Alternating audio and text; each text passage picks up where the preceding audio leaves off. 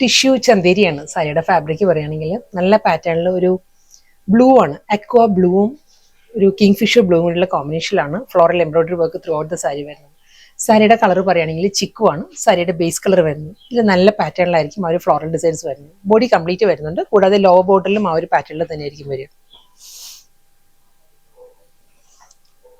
ഈ ഒരു മോട്ടീവ്സ് ആയിരിക്കും ബോഡിയിൽ വരിക.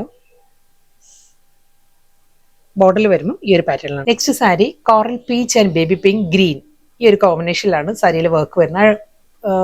എംബ്രോയിഡറി വർക്കിന്റെ പാറ്റേൺ മാറിയിട്ടുണ്ട് കേട്ടോ.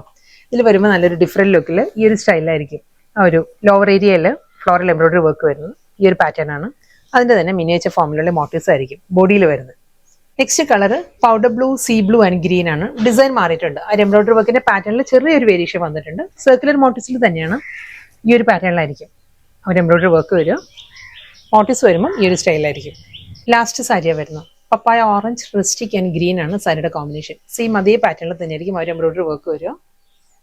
ഫുൾ ആ ഒരു ഫ്ലോറൽ മോട്ടീവ്സ് വന്നിട്ട് സർക്കുലർ പാറ്റേണിലായിരിക്കും ലോവർ ഏരിയയിൽ ബോർഡർ വരുന്നത്. അത് കൂടാതെ റിബൺ ബോർഡർ എല്ലാ സാരിക്കും വരുന്നുണ്ട്.